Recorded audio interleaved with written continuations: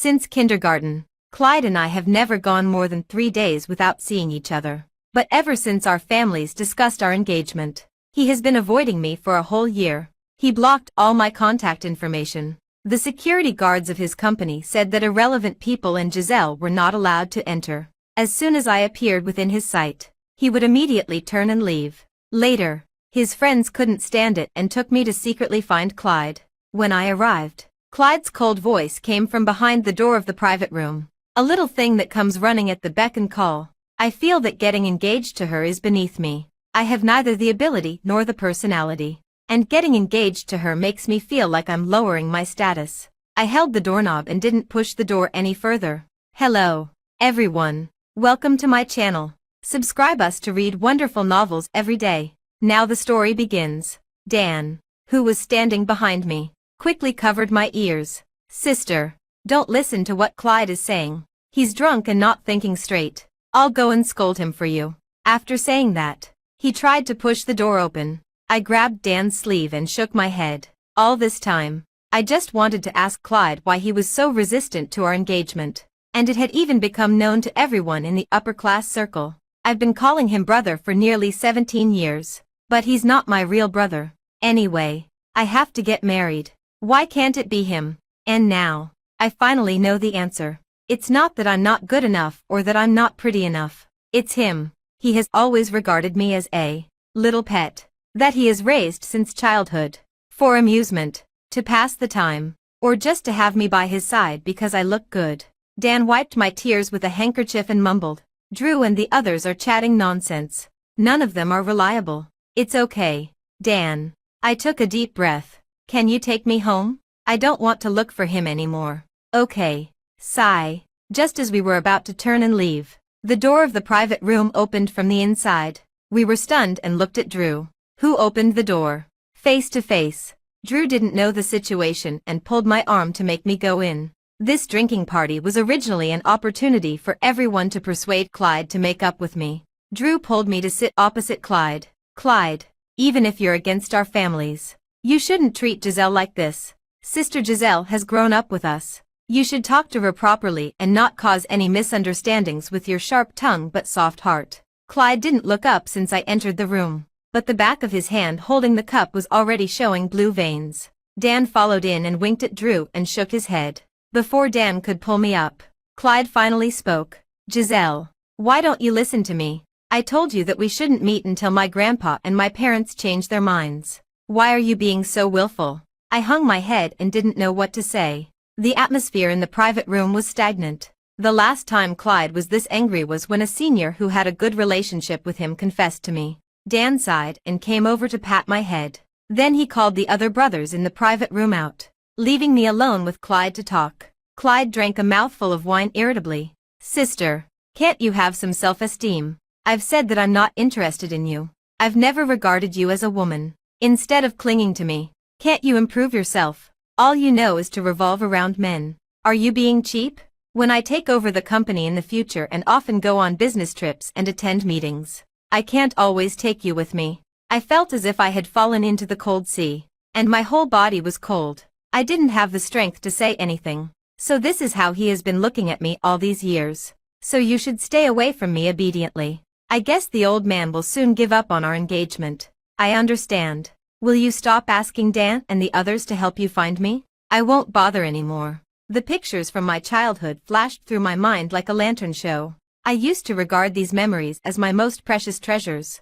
Now, I feel so ridiculous. I ignored the fact that since high school, Clyde had been getting more and more impatient with me. I ignored his undisguised disgust for my clothes and appearance. I ignored the fact that after he knew that his senior had confessed to me, he subconsciously said, "How could anyone like her?" I looked up and seriously looked at Clyde. "Clyde, brother, I'm grateful that you saved me when I was a child. From now on, I'll remember this and won't bother you anymore." After saying that, I got up and left without looking back. When I got back to the villa and turned on the lights, the whole villa was still the familiar empty space. My parents were away from home all year round, and my grandpa lived in the mountains to cultivate his character. According to Clyde's mother, since I was born, there was only a nanny taking care of me. When I was 3 years old, one day, The nanny went out to buy groceries and didn't close the door. I ran out of the villa and fell in the middle of the road. Clyde, who was playing in the yard, heard my crying and took me back to his home. In the next 10-odd years, I grew up following Clyde. I went to the same primary school, middle school, and even university as him. When I was bullied because of my introverted personality, Clyde stood up for me. He taught me how to protect myself. In total, Clyde had been in my life much longer than my so-called parents. I relied on him too much. So when he started avoiding me, I was so panicked that I looked for him everywhere. I felt that the whole world was terrifyingly empty. A year wasn't a long time, but it was more difficult than the previous 10-odd years. I sat in front of the computer, looking at the email that my exchange student application had been approved. The psychologist said that I should change my environment and cultivate new hobbies to distract myself. I originally wanted to tell Clyde. Thinking of this, I smiled self-deprecatingly. He probably can't wait for me to stay far away from him. I only sent a text message to my parents when I left, even if they didn't care. When I landed in Italy, I managed to complete all the procedures and rent a place to live. It wasn't as difficult as I had imagined. During the period waiting for the school to start, I traveled and collected inspiration in several nearby cities. Just like what the psychologist said, going out for a walk really can change my state of mind. My habits can also change. After being stolen from 3 times and harassed countless times, I decided to learn martial arts. No one will protect me in the future, so I have to learn to protect myself. 2 months after the school started in Italy, I suddenly received a call from Dan. Sister Giselle, why didn't you tell us that you went to Italy? We only found out when we accidentally met your classmate. Yeah, I went abroad to study and relax. I'll be back in a few months. Don't worry. Then how's your daily life now? Is the place you're living in safe? It's all good and safe. That's good. Why don't you tell your brother? He has friends there. No need. I'm fine. I don't want to trouble others. Okay. Then if you have anything, contact me. And your brother in time. In the office, Dan turned off the phone after hearing the other side hang up. She has some nerve. Clyde twirled the lighter with a gloomy face. Brother Clyde, it was you who told her not to look for you. Dan lazily sat on the sofa and looked at Giselle's exchange student application form. Just because she's not looking for me doesn't mean she can't make a call or send a text message. Oh, my dear Lord. Look at your blacklist. It was you who said that we should act like we mean it and directly blocked her. How can she tell you? If I were her, I wouldn't want to talk to you either. Dan rolled his eyes. He was Clyde's childhood friend and had also watched Giselle grow up. He knew more or less about the affairs of the Sue family. Giselle had been neglected by her parents since childhood, didn't talk much, and was especially attached to Clyde. But Clyde didn't have any romantic feelings for her. He was clearly worried when she was far away, but he was stubborn. This whole thing was such a mess. After Dan left, Clyde rubbed his forehead. There was a feeling of anger in his heart that he couldn't let out. It was even more annoying than when he saw so many portraits of himself in Giselle's art studio. The old men of the 2 families jointly pressured him to get engaged to Giselle. Giselle had just started her junior year. What did that little kid who had never been in a relationship know? Clyde swiped the screen of his phone. After hesitating for a while, he took Sister out of the blacklist. Then he dialed the internal line and called Secretary Lynn in. Mr. Clyde, you called for me. Giselle went to Italy by herself. Secretary Lynn raised the corners of her mouth, but the proud expression disappeared in an instant. This shows that the suppressing education I suggested has worked. Miss Giselle has never been disciplined since she was a child, and no one has corrected her when she did something wrong. She's already in her junior year, and all she knows is to revolve around you. What future can she have? For such a girl without self-awareness, if you don't say harsh words to her, she'll never be able to stand on her own. Secretary Lynn smiled and explained. Also, just because Miss Giselle went abroad doesn't mean she's made any progress. Maybe she's trying to play hard to get, just like in those romance novels. I'm a woman too. I understand her little thoughts. To correct her obsession with relationships, you must keep a proper distance. Clyde thought for a while and said, but she's never been far away from home. Miss Giselle is already in her junior year. What can't she do? When I graduated from high school, I was even younger than her, and I was able to go to a strange city for college. There aren't that many difficulties. Girls don't need to be coddled so much. Clyde thought about it and realized that what she said made sense. Maybe Giselle had met too few men, so she confused the family affection she had for him with love. It was time for her to go out on her own. Clyde asked Secretary Lynn to cancel the plane ticket to Italy that he had just booked and then turned to deal with the company's affairs. Bang bang bang. Perfetto. I nodded to the coach, put down the M1, and rubbed my wrist. My shooting performance had improved a lot compared to last time. I silently packed my things and cleared my mind.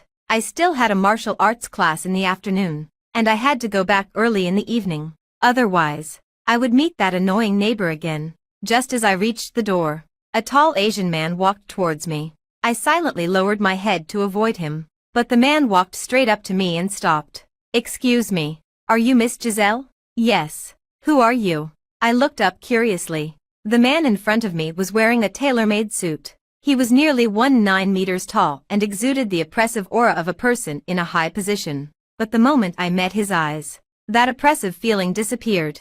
His eyes were actually dark blue. "My name is Felix. I'm Clyde's friend." "Oh, hello. Clyde told me that you came to study here by yourself, and he's not at ease. He asked me to take care of you. The apartment you're living in isn't very safe. I've arranged a place for you to live. Would you like to move there?" "Miss Giselle, you can give Clyde a call." Felix made a gesture of invitation, and we sat down in the cafe next door. He took out his phone and dialed a number. After the call connected and we exchanged some pleasantries, he handed me the phone in a gentlemanly manner. "Giselle." "Yeah, the Felix family has some business dealings with the Clyde family. Felix will arrange your accommodation, and you can ask him about anything in your daily life." I composed myself when I heard the familiar voice. It was as if I had gone back to the time when Clyde hadn't been avoiding me. Maybe it was the time, or maybe it was the long distance, or maybe the one-year abstinence had taken effect. I wasn't as sad as I had imagined. "Okay, I understand. Thank you." There was a momentary pause on the other end of the phone, and then he continued to speak. "But don't be like a soft-boned person and rely on others. Learn to be independent and make some progress. Do you understand?" "I know." After hanging up, I handed the phone back to Felix with both hands. I obediently followed him to the car. Since he was a business partner, Clyde must have promised Felix some benefits. In a foreign country, for my own safety, I wouldn't be stubborn and not listen to the arrangement. In the car, Felix directly called someone to pack my luggage. Then he took me to have Chinese food. An hour later, the driver drove the car directly into a manor. "Miss Giselle, please."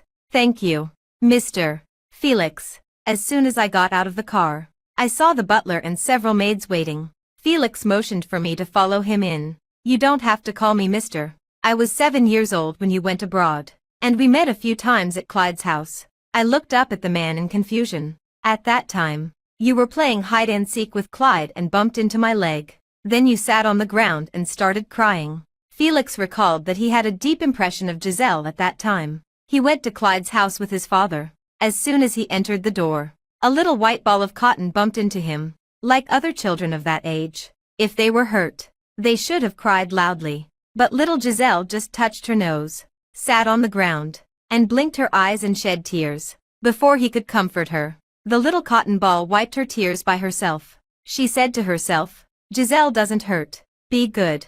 Then she stood up and ran away. Combined with the information his assistant gave him this morning, I guess no one comforted her when she was in pain. At that time, that kid Clyde was only 9 years old, and Clyde's parents didn't have time to take care of this neighbor's child.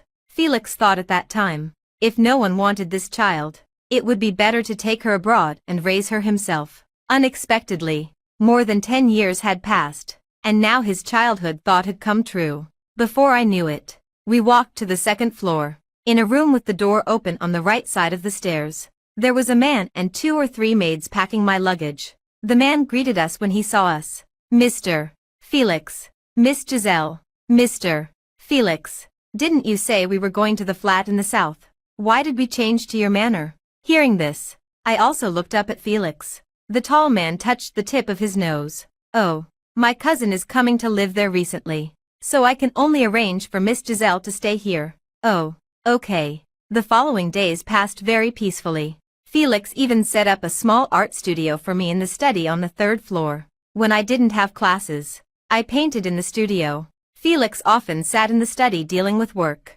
Sometimes he would sit next to me and watch me paint, jokingly saying that he wanted to collect the works of a future master. After he knew that I was learning shooting and martial arts, he even volunteered to be my coach. Seeing that my clothes were all in a simple and sporty style, he even asked high-end luxury brands to send a bunch of matched clothes. He has a good taste. I didn't even know that I could dress so beautifully. I thought that my life would always be this peaceful, until one day, I noticed a different atmosphere in the manor. The butler knocked on my door. "Miss Giselle, the manor is going to have a big cleaning. You need to stay in a hotel for a few days to a week. The driver and the maids will go too. It won't affect your living habits." I scratched the doorframe with my fingertips. After hesitating for a moment, I couldn't help but ask, "Is Felix also going to stay in the hotel?" In this situation, my heart sank. Somehow, it felt familiar. Did Felix also get tired of me? Even though I had only lived here for 3 months. "Sir, he's going on a business trip. He will come to pick you up in person when he comes back." I clenched my hands tightly, suppressed the sour feeling in my heart, and agreed. "Okay, when are we leaving?" "Right now." I said I would change my clothes and closed the door. I smiled self-deprecatingly. "It's nothing. It's not the first time." Recalling the 3 months of getting along with Felix, sometimes I had the illusion that I had met someone of the same kind. Some compulsive little actions, plus his interpretation of my paintings. Forget it. I don't want to think about it. Maybe he really has something to be busy with. I carried a school bag and went downstairs. Almost all the maids in the manor had left. Only the butler and the driver were waiting at the door. Suddenly, I had a wild thought. Could it be that Felix went bankrupt? I couldn't help but find some amusement in my suffering, and I choked on my saliva. I gestured to the butler and turned around to run to the kitchen to get some water. I'm still not very familiar with this manor. It's not too big, but it's not small either. After drinking water, I passed a door that was slightly ajar. There was the sound of broken glass coming from that room. Didn't they say that everyone had left? Could it be Felix's pet cat or dog? Sure enough, curiosity killed the cat. I went back to the kitchen, picked up a knife, and pushed open the slightly ajar door. Behind the door was a staircase going down. Is this the basement? The light by the stairs was on, and there were all kinds of beautiful murals on the wall. I held my phone in one hand and the knife in the other and slowly walked down.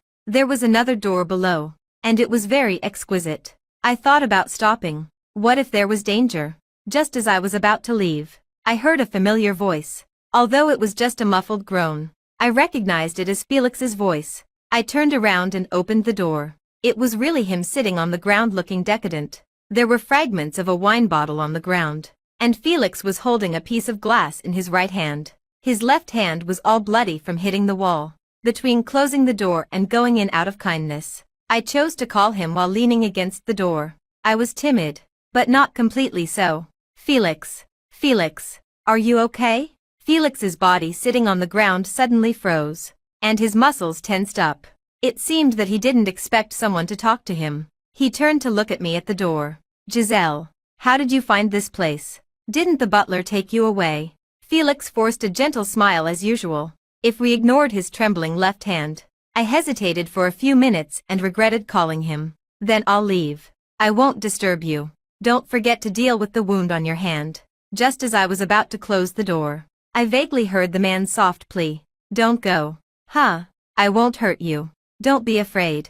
I just had a nightmare and couldn't sleep. I'm a little scared." "Giselle, can you stay with me for a while?" I left the basement and saw the butler still at the door. "Miss Giselle, what are you going to do?" "I'll take care of him. I think Felix should have called you just now." Sigh. "Okay. Miss Giselle. Mr. Felix doesn't have any terrible problems. It's just that the anniversary of his mother's death is coming up. Sir, he has some psychological shadows." "Okay." I took the first aid kit and went back to the basement. I helped him onto the bed in the basement and bandaged his wound. "Aren't you going to ask?" "No. But if you want to talk, I can listen." "It's nothing." "Okay." Felix couldn't fall asleep, so I read books with him. Anyway, I often can't sleep. Or we watched movies on the tablet together. Until 3 days later, Felix returned to his usual self and pulled me out of the basement. The maids and the butler in the manor acted as if nothing had happened. However, there was some subtle emotion between me and Felix. Giselle, can you do me a favor?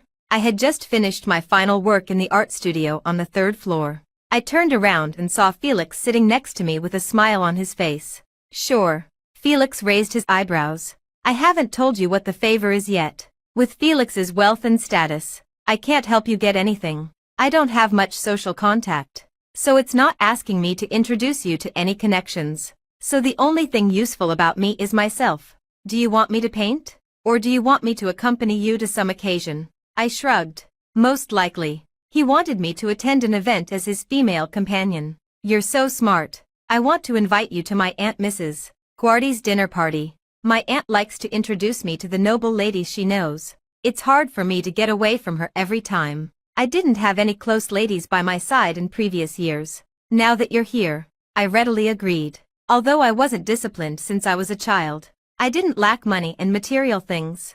So I learned all the things I should learn by finding people to teach me. That morning, Felix personally put the dress in my room. It was a high-end custom-made dress from Marchesa. The dress was a dreamy pink. The design of the dress was complicated. Multiple layers of tulle overlapped to form a fluffy skirt. The upper body was decorated with flowers. The whole dress was grand but also very playful.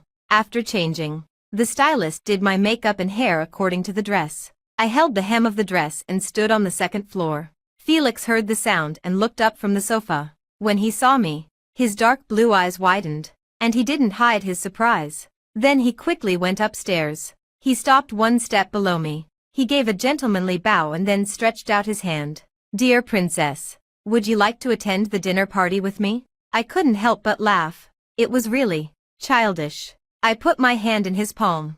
Just as I was about to go downstairs, I felt that the man in front of me didn't move. I looked up in confusion and asked him with my eyes, Giselle, this is the first time you've smiled since you came here. Do you know why I chose this dress for you? I shook my head. Don't wither because of people with bad eyesight. You are already beautiful enough, both on the outside and in your soul. The dinner party went very smoothly. Mrs. Guardy liked me very much, and there were no women around Felix as he said. After the opening dance, Felix invited me to the dance floor. Felix, it seems that your charm isn't enough. You said you would use me as a shield, but it doesn't seem to work. Felix lowered his head. It's because a certain miss is too dazzling. I looked up and met his deep eyes. They were dark blue, quiet, but also hiding something turbulent. In the past few months, I actually noticed that he was different to me. It wasn't pity, it wasn't politeness, and it wasn't the care for a junior. It was tolerance, doting, and appreciation. I don't know if this is cheesy, but this is the metaphor that can best express my thoughts. Felix's voice was as deep as a magnificent and elegant cello. I want to be a gardener, nurture and water a flower until it blooms, and then spend my whole life admiring and loving this beauty until it fades away. I felt the hand around my waist suddenly tighten, and I fell into the man's arms. Sorry, I was a bit out of line. Felix said he was sorry, but the strength of his arms around me didn't loosen at all. Mr. Felix, did you not learn Chinese well before going abroad? Your confession is really cliched. I said I disliked it, but I understood what he meant. When the dance ended, I broke free from his embrace. Felix didn't play by the rules. Just as I took 2 steps, he grabbed my arm and picked me up. The people around us all exclaimed. He carried me all the way out of Mrs. Guardy's manor. He went straight to the door, got in the car, and told the driver to leave. We didn't say anything on the way. After we got back to Felix's manor, he carried me out horizontally again. His movements were gentle but irresistible. He walked through the front hall and put me down in the middle of the garden. Giselle, you didn't reject me. Felix finally tore off his gentle disguise. A man who had built a business empire abroad couldn't be a knight full of tenderness. What do you like about me? I stared into his eyes. Everything. The first time I saw you at the shooting club, I watched you from outside the door for a long time. You looked so fragile that you could be crushed with one hand. But you were so fierce and attractive. You lack love. You feel inferior. You don't trust anyone. But you can paint such clean and artistic paintings. Everything about you is in line with my aesthetic. The nanny who gave you sleeping pills when you were a child and beat and scolded you became a vegetable because she fell down. The girls around Clyde who spoke ill of you all received anonymous threats. The neighbor downstairs in the apartment in Italy who always flirted with you had a garbage bag put on him, and you kicked him in the crotch. You're clearly a little leopard, but you disguised yourself as a little white rabbit without any sense of incongruity. I slapped away the hand that was touching my face.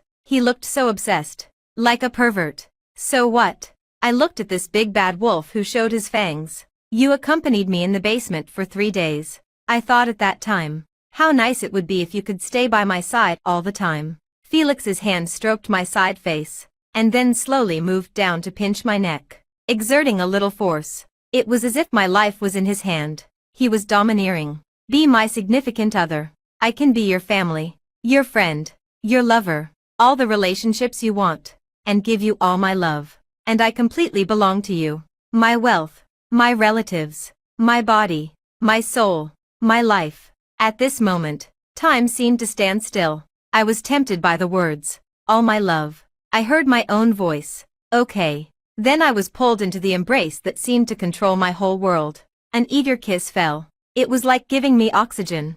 It was also like trying to swallow my whole soul. The next day, I was woken up by the ringtone of my phone. My phone was on mute all the time. After coming to Italy, except for Felix, I didn't tell anyone my phone number. The ringtone annoyed me. Just as I was about to get up and throw the phone, a hand stroked my face. It soothed me slowly, and I let go of my lower lip that I was biting. Felix's voice rang in my ear. It's okay. It's my phone. Be good.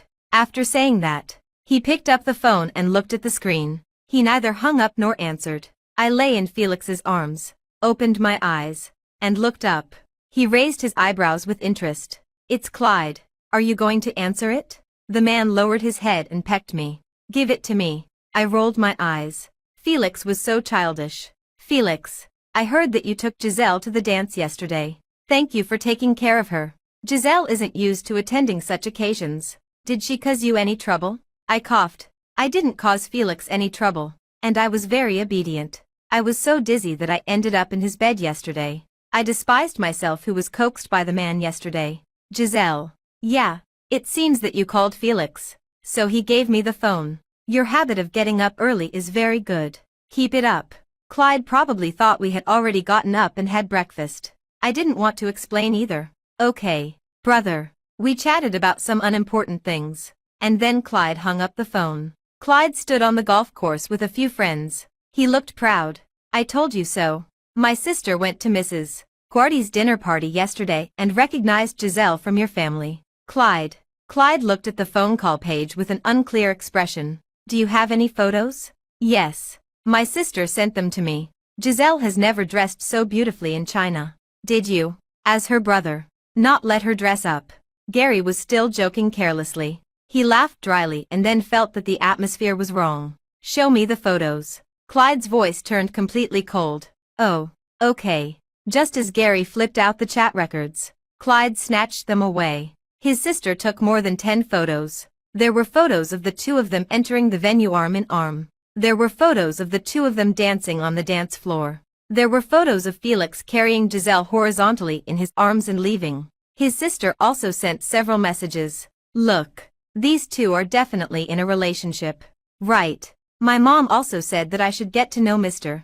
Felix. But it turns out that he already has someone. I have to say, this little girl is really pretty. Felix is truly a gentleman who can keep his composure. Clyde's face turned terrifyingly dark. Hey, Clyde. Be gentle with my phone. It'll get deformed later. Gary chattered and quickly rescued his phone. Dan also saw the photos inside, trying to comfort Clyde. Sister Giselle looks really nice in the evening dress. She's willing to attend the banquet. She has made progress after all. Progress. Huh? Clyde waved away Dan's hand on his shoulder and gritted his teeth. Felix. After being with Felix, I suddenly felt that the whole world had changed. The day after we confirmed our relationship, Felix handed me the property transfer documents. All the properties under his name, including the manor where we lived. My name was written on them, and most of his companies in Italy and in China were transferred to me. Are you crazy? In the study, Felix sat on the office chair, and I sat on his lap. I flipped through a large stack of property transfer documents. Not What if I didn't agree to be with you? We're not married yet. What if I run away with the money? I widened my eyes and looked back at the man who was smiling indulgently. Yes, I'm crazy. A big crazy person matches a little crazy person. We're a perfect match. And, baby, you look so cute when you're surprised. I'm thinking about what else to give you. I quickly covered the man's mouth. The man who has blossomed late is so mushy. Forget it. Since I chose this man, I'll dote on him. Giselle, this will be our home from now on. Felix buried his head in my neck. I looked at the sunlight shining into the study, and a sweet smell filled the air. I took a deep breath and inhaled the smell into my chest. Okay. I had never been this happy before. We have a home. Just as we were immersed in the happiness of our two-person world, my phone rang. Since Felix found out that I had ringtone phobia last time, he replaced all my ringtones with the songs he hummed. To be honest, Felix's voice was very effective in soothing me. I picked up the phone and found that it was a call. The caller was, "Mother, it's okay. Answer it." Felix kissed my ear from behind. I composed myself and answered the call. "Giselle, when are you coming back to the country?" "In 5 months. Mr. Clyde's grandfather is holding a birthday party next week. You should go and attend it." "Okay. Did you have a conflict with Clyde?" "No." "Then why are you calling me? Don't bother me with such unimportant things in the future." "Okay." I looked at the phone that had been hung up and stared blankly. Felix. I don't seem to be sad anymore. I don't even want to know why she hates me. I was turned around by Felix to face him. He stroked my hair and then kissed my forehead. "Good girl." I touched my forehead. Tears couldn't be controlled and flowed out. I plunged into the man's arms and cried heartbreakingly. "Just cry. It'll be better after crying. You won't be wronged anymore." Felix and I came back the day before Mr. Clyde's grandfather's birthday. I took him to my villa. Felix was jealous all night after seeing the paintings in my art studio. I promised to paint more for him to calm him down. When I held Felix's arm and arrived at the banquet hall, a lot of people were already there. Before I could see Clyde's family, Felix was surrounded by a group of people to exchange greetings. I secretly slipped out. I found a quiet corner and started eating a small cake. "Miss Giselle." I looked up, and it was Secretary Lynn wearing a white strapless long dress. She was the woman I hated the most. Secretary Lynn sat next to me as if she didn't see me rolling my eyes at her. "Miss Giselle is back. I thought you had the backbone not to pester Mr. Clyde anymore." Secretary Lynn swayed her red wine and whispered malicious words to me. "A girl should have self-esteem. Don't stick to the Clyde family like a piece of chewing gum. You don't know how much Mr. Clyde's mother dislikes you. You're just a wild girl with no one to care for you. Mentioning the engagement was just to give your grandfather some face. You're just something for amusement. I'm the woman who is qualified to stand by Mr. Clyde's side. You look like a seductive fox. You must be dreaming of being Mr. Clyde's little wife." "Right." I looked at the small cake in my hand. I lost my appetite. Secretary Lynn knew that I had serious psychological problems. She had provoked me with her sarcastic words before. I was extremely insecure because Clyde stayed away from me before. So her provocations were very successful every time. This time, her true colors were finally revealed. I felt so disgusted that I wanted to hit her. But I couldn't ruin Mr. Clyde's grandfather's birthday party. I stood up and planned to stay away from her. I might as well just ignore her. But she grabbed my wrist and pushed me. Ouch! The red wine in her hand spilled all over her dress. "Miss Giselle, I have no improper thoughts about Mr. Clyde. You don't have to be hostile to all the women around Mr. Clyde." Secretary Lynn raised her voice, attracting the attention of most people in the hall. I turned around as if I had a premonition. Sure enough, Clyde was supporting his grandfather as they came out of the room. His mother was following behind. "Giselle, what are you doing?" Clyde frowned and looked at Secretary Lynn's dress, and questioned me with a frown. Clyde's mother also spoke with a look of disapproval. "Giselle, today is your Mr. Clyde's grandfather's birthday. You're not Mr. Clyde's fiancé yet. You can't act so recklessly. What did I teach you before? Being jealous regardless of the occasion is so petty." Mr. Clyde's grandfather also frowned and knocked his cane a few times. "Girl, you should go back and reflect on your actions. I have to discipline you for your grandfather." "No. What's going on?" "It's like a cheesy TV drama. The plot is so cliched that even some brainless short dramas wouldn't bother to film it. I was shocked by what these people said. Giselle. Felix ran over from the other side of the hall immediately. The man frowned, and his face was terrifyingly dark. I quickly took his hand and shook it. It's okay. I can handle it myself. Secretary Lynn walked behind Clyde looking aggrieved, and Clyde's mother took her hand and patted it to comfort her. People really laugh when they're speechless. I ignored their accusations against me. I calmly took out the voice recorder from my handbag, turned it on, and turned up the volume. You don't know how much Mr. Clyde's mother dislikes you. A wild girl with no one to care for you. I'm the woman who is qualified to stand by Mr. Clyde's side. You look like a seductive fox. Don't pretend to be high and mighty. Believe it or not, with just this glass of wine, I can make you get out. In an instant, the banquet hall was so quiet that you could hear a pin drop. The expressions of the people watching changed from curiosity to disdain. The faces of the people in the Clyde family were as colorful as a palette. And Secretary Lynn's face turned pale, and she slowly let go of the hand holding Clyde's mother. Pfft. I don't know which lady laughed. The people around started whispering. Who said that the Clyde family dotes on Miss Sue? They're so mean. They must have bullied that child many times.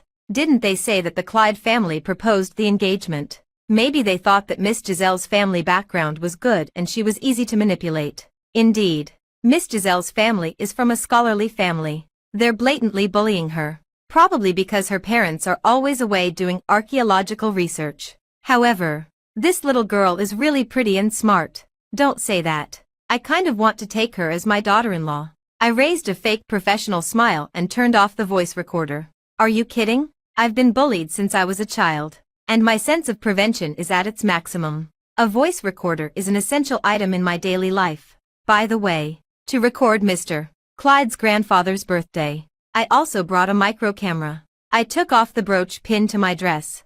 Do you want to watch the video? I tilted my head and blinked my eyes. Cough. It's all a misunderstanding. Clyde, what's going on with the secretary you brought? Is she here to ruin my birthday party? Clyde's grandfather waved his cane and hit Clyde's leg. Clyde's mother came over and took my hand. Oh, it's my fault. I was too hasty. I was afraid that Giselle had learned some bad habits outside. Auntie, I've always regarded you as my own daughter. I'm afraid you'll make mistakes. It's because I care about you that I'm strict with you. I nodded perfunctorily and pulled my hand out without leaving a trace. Yes. Auntie, what did you just say about the engagement? Brother Clyde and I have a pure brother-sister relationship. Neither of us has agreed to the engagement. Don't try to match us up randomly. I blinked my eyes cutely and then looked at Clyde with a gloomy face. Right, Brother Clyde. Your green tea secretary is really scary. If I didn't bring a voice recorder, I would have been wronged by you. You're so petty for framing me even before the engagement. I stamped my foot exaggeratedly. Then I turned around and smiled at Clyde's mother. Right. I made sarcastic remarks, and the people in front of me didn't dare to say anything. Do they think I'm easy to bully? Even an honest person will explode sometimes. I snorted softly and turned around to hold the man who was looking at me indulgently. Honey, did I do something wrong? Why do Aunt Jiang and Mr. Clyde's grandfather dislike me so much? I originally wanted to introduce my dear boyfriend to them. Felix pulled me into his arms and kissed the top of my head. Let's stay away from these people. Okay. Felix raised his head, put away his smile, and looked at Clyde's grandfather. Since we're not welcome here, Giselle and I won't disturb your birthday. Clyde's grandfather. Goodbye. Without waiting for the Clyde family to answer, he put his arm around me and we walked out. Giselle. Wait a moment. Clyde finally spoke and tried to stop me. But Felix and I looked at each other and smiled. And neither of us stopped. When we got back to my home, as soon as we entered the door, Felix pressed me against the door. Like a hungry wolf, he kissed my lips and invaded urgently. My mind went blank, and I tilted my head to bear the man's surging love. I don't know how long it took, but the man reluctantly stepped back a little, still pecking at my lips. Giselle, do you know how beautiful you are? The way the little white rabbit bites is so charming. Tell me, did you cast a spell on me? I blushed and pushed the man away. I don't know if it's because he's half Chinese and half Italian. When he's serious, he looks like a classic overbearing president, and when he's head over heels in love, He's terrifyingly passionate. However, I like it very much. What I desire the most is this blatant love. I hugged Felix's waist and buried myself in his arms. Maybe it's because I have you behind me that I dare to be so bold. I'm a bad woman who holds grudges. Now that I have someone to rely on, I'll bite anyone who provokes me. The man laughed and hugged me even tighter. Okay, if you can't bite, I'll help you bite. When I woke up the next day, it was already noon. After washing up in a daze, I went downstairs and found Felix wearing an apron and cooking in the kitchen. I watched the man skillfully cooking and cutting vegetables, and I hugged his waist from behind. Did you sleep well? Yeah, okay. We'll have a meal soon. Just as I was about to peek at what he was cooking, the doorbell rang. I ran to the door from the kitchen and opened it. It was Clyde. I gently closed the door and turned around to look at him. About what happened yesterday. I'm sorry. Clyde's voice was hoarse. Looking closely, there were dark circles under his eyes. Oh, I won't say it's okay. I'll quote a famous saying. If an apology is useful, what's the need for the police? Is there anything else? I wanted to go back and have my brunch. Yesterday, you and Felix, were you trying to make me angry? The conflict between us. It's better not to involve outsiders. And Felix is very busy every day. Don't always trouble him. I wasn't trying to make you angry. Felix is my boyfriend. He's not an outsider. He's my man. I looked into his eyes and explained seriously. Clyde was stunned. Then his eyes widened in disbelief. His voice also got louder. You and Felix. Do you know what you're doing? He's 3 years older than me. I shrugged. Yeah, he's 6 years older than me. It's not like he's 10 or 20 years older. Isn't this age difference normal? He doesn't treat me like a child. Clyde still had that unacceptable expression. Then he frowned and grabbed my arm. No way. I struggled hard but couldn't break free. Why? Do you know? Stop trying to sow discord. Let go of me. Do you know that his family is not normal? I stopped moving and was slightly taken aback. What? Do you know that Felix's mother was forced to death by his father? Felix's father is an obsessive-compulsive control freak. He imprisoned his mother in the Meng family for 10 years. Later, his mother suffered from severe depression. One moment she was greeting Felix downstairs, and the next moment she jumped off the building and died in front of him. Felix watched his mother fall to her death with his own eyes. His father is a control freak, and so is he. Do you know how ruthless his methods are? In Italy, the people who betrayed him have a terrifying end. How dare you? Clyde's eyes were red, and he shook my shoulders with both hands. I know. I lowered my head and smiled. I know, brother. I felt it the first time I met him. What? Clyde seemed to not understand what I was saying. At first, he would make decisions for me, like what to eat for 3 meals, what to wear when going out, how to allocate time for my studies and hobbies. Everything was arranged perfectly. Later, I had to report truthfully who I met and what time I came home at night. But, isn't this what I want? A control freak and a dependent personality. It's a perfect match. He won't dislike me for clinging to him. And he won't think I'm withdrawn and have no friends. When I don't have my own opinions, he can make choices for me. I took away the hand that Clyde was holding my shoulder. Brother, Felix is like my destined other half. Before, I dreamed of someone making me the center of their world, taking care of me, loving me, and giving me enough security. Life is just a few decades since I've met someone who is a perfect fit for me. Why should I suffer and try to change? Besides, I can feel that we are both getting better. He would change. Giselle must get up at 7 o'clock. 2. Giselle must get enough sleep before getting up.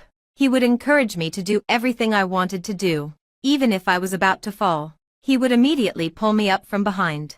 And my dependence on him gave him a sense of belonging in this world. He was no longer that cold businessman who only cared about profits. He was no longer that crazy person who would self-harm like crazy and hide in the basement when things didn't go his way. We are each other's home. Thinking of this, I really want to go back to the room and hug Felix. Brother, I clung to you too much before and caused you a lot of trouble. When you misunderstood me, I was also angry and sad. But I'm still grateful for your care for me since I was a child. After watching Clyde leave, I immediately opened the door. Felix was standing less than 10 steps away from the door, looking down at his phone. When he heard me come back and open the door, he immediately smiled and opened his arms. Felix, I smiled and threw myself into his arms. What did you cook? It smells so good. Shredded pork with green peppers. The man picked me up and walked towards the dining room.